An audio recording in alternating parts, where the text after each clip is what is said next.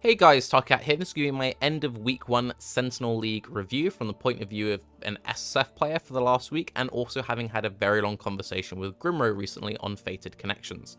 So, going into this league, I was very negative. I had a lot of concerns, and I have to say most of them I was wrong about. I'm really pleasantly surprised about how this league's turned out, and this is one of the most enjoyable leagues I've played in a very long time. And the reason why I say that is nearly every single league mechanic that's come out in recent years, I've had this opinion. This will be a really good league if they made this change. This league has so much potential if they did blank. There have been so many leagues that I've really enjoyed but had really obvious flaws, and those flaws held me back. This is the first league in a very long time that if GGG made no more changes to the league, it stayed exactly as is, and even went core in its current state, I'd be satisfied. I'm very happy with the way that Sentinels turned out. So, let's talk about why I enjoy Sentinel so much, and then I'll wrap up, talk about some Arch Nemesis and 318 generally. The main concern I had going into this league was micromanagement. I was very worried about the idea of having to constantly juggle 3 different Sentinels, have loads of different charges on all of them, having to pick up all these different things, storing them all. They're 4x4, they use up loads of inventory space. Well, the inventory space aspect was definitely an issue. This locker is tiny. I have this completely full up, and I've got loads of stash space dedicated to it with a very restrictive loot filter. I'm only picking up the best bases, and I'm only picking up rares. I'm not picking up any magic ones, and you want to be picking up magic ones for recombobulating them together to get the best crafts. So if you, for example, using the one I'm currently using, this has increased charges, has scarab rewards, quantity, and sentinel power. If you wanted to focus on scarab rewards, you would focus on getting a bunch of scarab rewards ones together. When you run out of charges, recombine them, and you just keep that thing rolling forever and ever and ever. I find the management of these from an inventory storage point of view so frustrating. I'm only picking up the bare minimum. And it's a shame because I would like to be really engaging with the combining aspect because I think there's a lot of fun to be had there.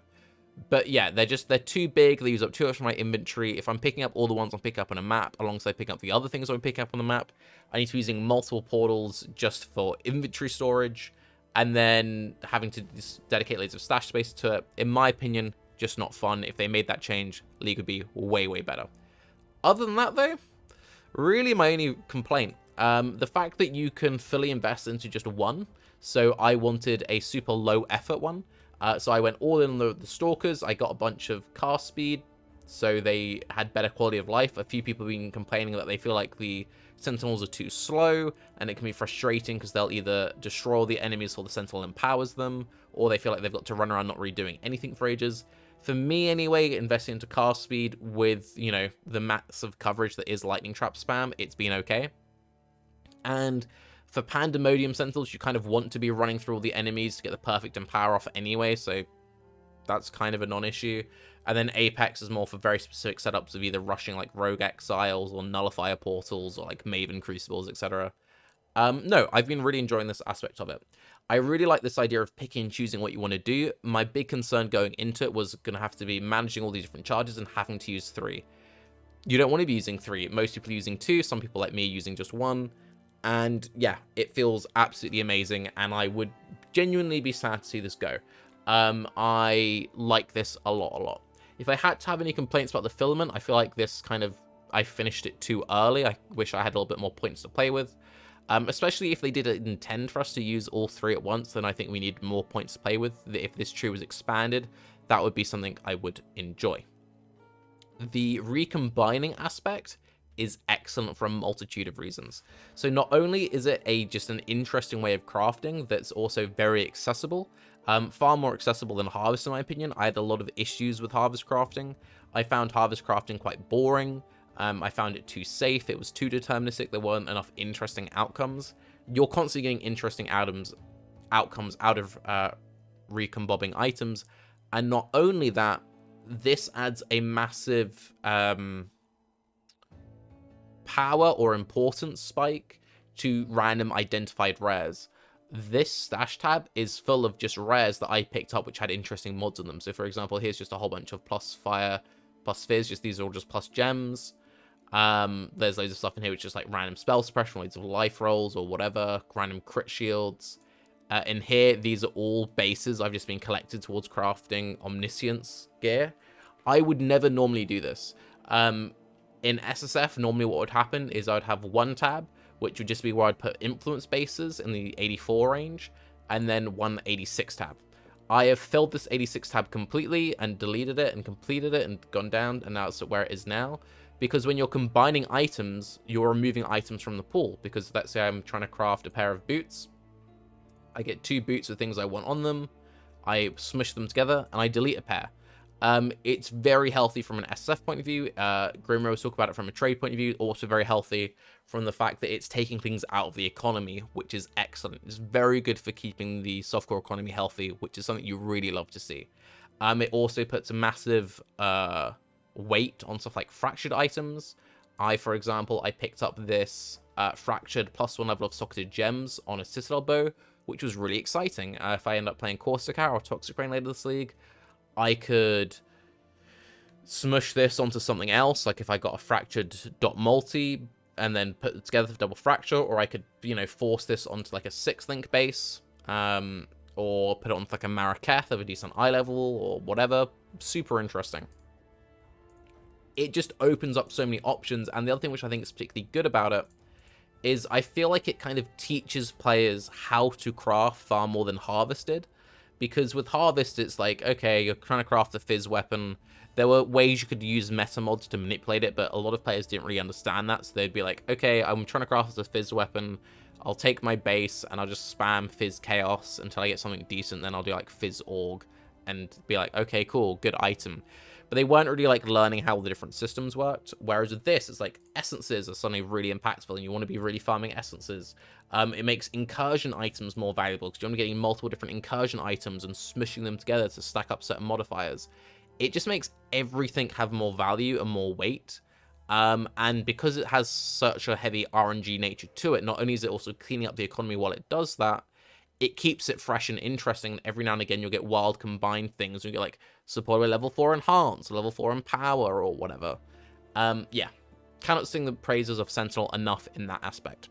So now that that's out of the way, and it's very clear that I'm really enjoying this league, and I would actually like to see elements of this league stick into the core game. Really like it a lot. Let's talk about some of the things of 318 that I've enjoyed less so.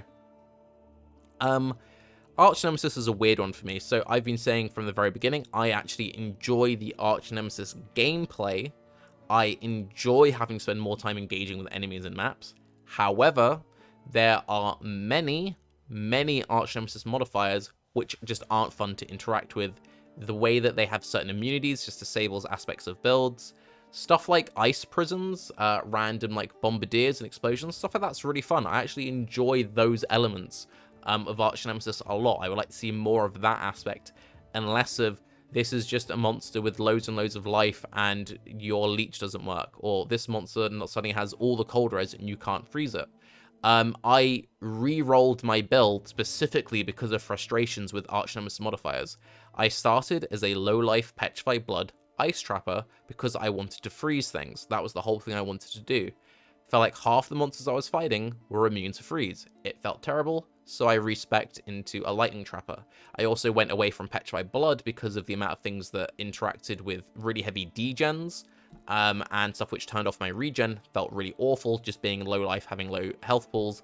There are too many degens. It felt really bad, so I'm like, okay, we're not doing that anymore. Even as a Lightning Trapper, though, going against things which are immune to lightning ailments is a massive blow to my build. So Lightning Trap has 120% crit chance against shocked enemies inbuilt.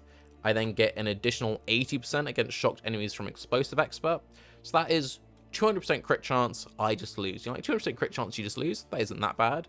Well, there's also the fact that I have investment in ailment.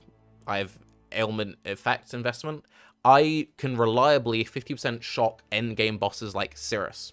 50% shock, super comfortable. It feels great. I've invested into something like that. I'm getting masteries for increased effect of non-damaging ailments. I want to be inflicting big, heavy shocks. I would like to eventually get like incursion gloves, bonus damage against shocked enemies. I want to lean into that identity of being a lightning build and shocking things. However, I will routinely go against monsters completely immune to lightning ailments. If, however, they had, for example, 90% reduced effect of lightning ailments, I could still shock them and my investment wouldn't be wasted.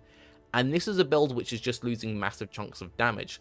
Let's say I was a Herald of Thunder build. My build is dependent on shocking enemies to function. There are lots of builds which are dependent on certain niche interactions, and I feel like that is the core identity of Path of Exile. Players feeling cool and proud of themselves for coming up with quirky, unique interactions, using certain skill trees, weird little masteries, weird little quirks and quips. You want that to happen. You want players to feel smart playing their characters. You don't want a situation where players just like, okay, everything's immune to everything, so we're just going to make generic builds which don't really focus on any ailments. They just use elemental focus. They just hit really hard. They just use items like Omniscience or a bunch of global pen to get past all the resistance, or they're just Inquisitor, so they ignore resistance. Like that, in my mind, makes more boring, more generic characters. You want to be promoting players to make more specific, more niche characters, because those are generally the ones which are more memorable and you have the more attachment to, and the player has more like pride and I came up with something clever. Just being like, oh, I spec Inquisitor and I ignore resistances and I use Illy Focus so I get around elemental ailments. Yeah, not that interesting in my opinion. So that's something that I would like to see changed. I really want them to interact or put more interaction in and less just straight up immunities, because you don't interact with an immunity. And if they did that, in my mind, they could make the Arch Nemesis modifiers much scarier.